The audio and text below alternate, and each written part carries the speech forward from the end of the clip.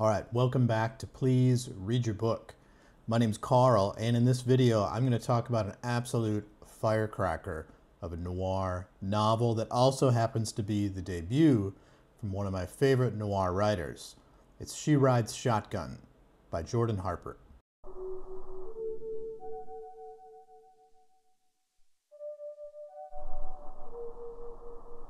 Okay, so as I mentioned earlier, this is Jordan Harper's first novel. It's published in 2016, and it's the winner of the Edgar Award for Best Debut Novel, but it won the award in 2018.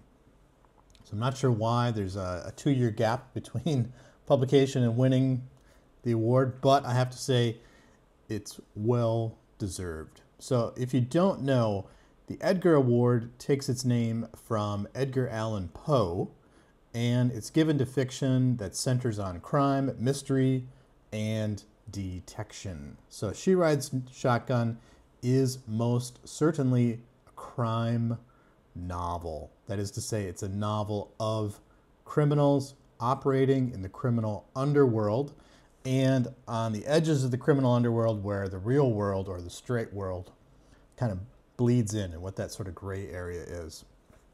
This is not a police procedural.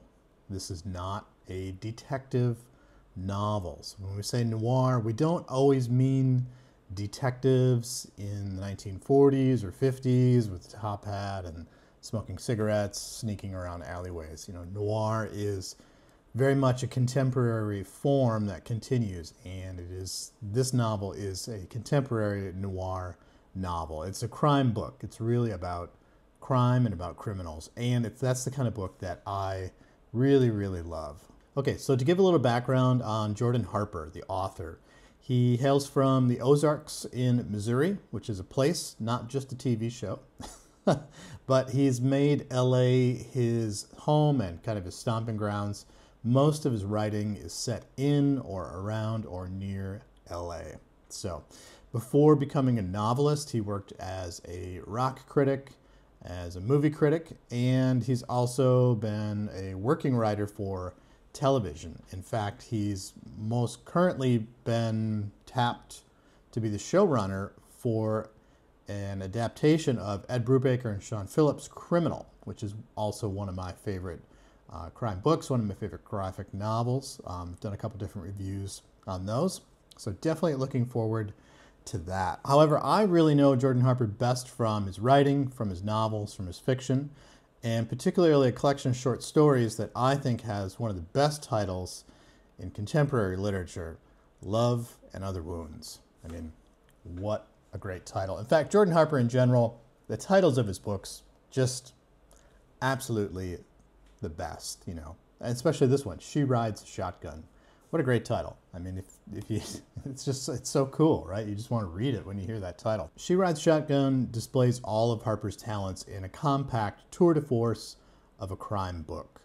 It's dark, it's original, and it's very satisfying storytelling that knows how to play by the rules. I mean, it tells a crime story, and it follows a lot of, not a lot, but it follows the tropes that you need in a noir and in a crime book. But it also breaks a lot of the rules and breaks down some of the barriers about that kind of surround the genre by telling the story through characters and relying more on characterization and less on plot. And I think that makes it very, very forward thinking. This is very much a novel about the characters and a novel about people and less about solving the crime, so to speak. So, and he does that, you know, by giving us characters that are worth knowing and that we want to know, and they're very compelling characters. And in this case, the thing that makes us want to know them is their vulnerability. And that's the vulnerability of a father and daughter and their profound desire for justice, safety, and basically their own survival. And that kind of leads us to what's the story all about? What's the novel all about? So this is a really gripping, really raw novel about an 11-year-old girl named Polly who is marked for death by a neo-Nazi gang. She learns how to fight and survive from her father, Nate, who himself is a terrifying ex-con. He's an excellent instrument of mayhem and death. So while in prison, Nate has made a deadly enemy. So he's kind of on the cusp of being released when he gets cornered by a member of a neo-Nazi gang, and the name of the gang is Aryan Steel. And he gets cornered by this gang member, and he kills him. Basically, just like, bang, it just happens. He feels like he's got no choice. Like, if he doesn't kill this guy, he's not going to get out of prison. And he does that with his bare hands. Completely, and he doesn't get caught. He doesn't get found out. So you get an idea of how resourceful and how strong and how deadly Nate is. You learn that very, very quickly in the novel. So as a result of this murder, the Aryan Steel leader, who's named Crazy Craig, puts out a hit on Nate, his daughter, and his daughter's mother. So before Nate can act, before Nate gets out, Polly's mother is killed. But Nate gets out quickly, basically kidnaps Polly, takes her from school.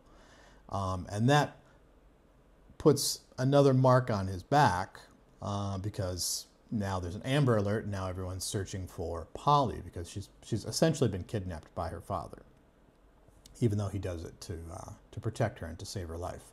So together they go on the run, and they start kind of a guerrilla war against Aryan Steel, where they start to sort of rob meth houses and safe houses, start stealing cash and things like that. And in this process too, that Nate teaches Polly how to fend for herself, knowing that someday she's going to be alone, someday she's still going to be a target, and she's still going to have to take care of herself. So from him, she learns how to shoot, how to fight with her fists, and how to properly choke out opponents. And of course, also how to do some surveillance. So in that too, she also learns to be stealthy, and she learns how the gang operates, which comes into play later in the novel, and I won't quite give that away. So in this process, Nate discovers that Polly has a certain fire inside of her, and that despite being a young girl, she's a force to reckon with.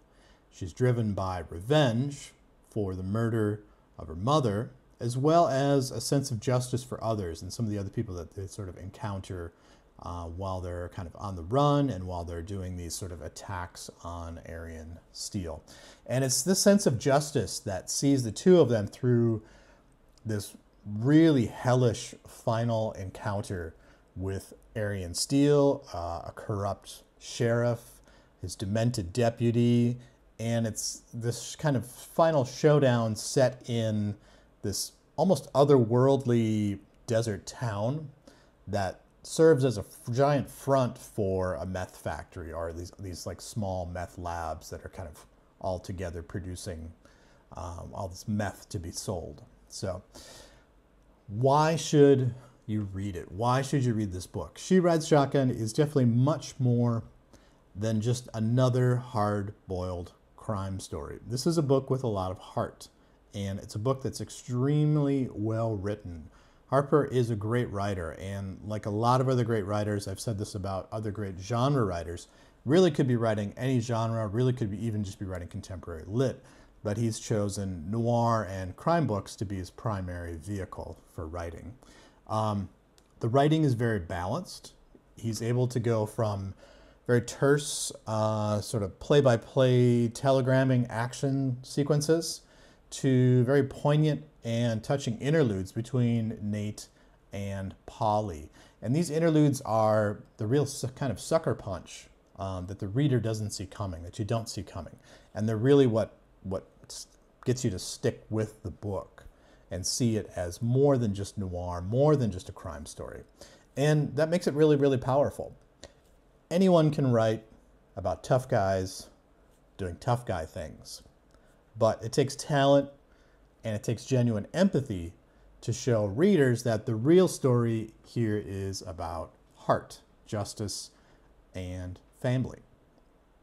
And I think that's what makes this such a great book, and that's what makes Harper such a great writer who really deserves a lot more attention. And I think he's going to be getting a lot more attention now that he's working on this criminal show, which should be coming out on Amazon.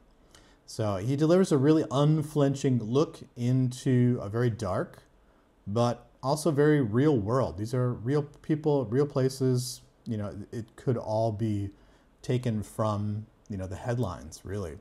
But he writes it well, and he takes readers into the hearts of the characters. And for that, I think he's a very forward-thinking noir writer. So who should read this book? If you're a reader of thrillers, I think you'll find this to be a really fresh take on the genre, and I think you'll find that this helps you kind of see more depth, the possibility of more, not just the possibility, but the depth that can be found within the genre. Definitely if you're a fan of, you know, people like James Ellroy or George Pelecanos, if you like contemporary noir, contemporary crime fiction, you're definitely going to love this book and pretty much anything that Jordan Harper has written. Along with that, too, if you like the kind of newish wave of noir in American lit, especially things like Appalachian noir or rural noir, Southern noir, there's lots of other sort of adjectives that get paired together with noir these days. So writers like Ron Rash, Tom Franklin, Donald Ray Pollock, Daniel Woodrell, you're definitely going to love this book. Again, also, if you like Southern Gothic, writers like Flannery O'Connor, especially her sense of inevitable justice that must be meted out upon characters, I think you'll see that in this book, and you'll definitely like it. So basically, if you like a good story about bad people who are actually good but have to do bad things, you'll love this book. So, again, it's She Rides a Shotgun by Jordan Harper, and my name's Carl. This has been Please Read Your Book, and I hope to see you again soon.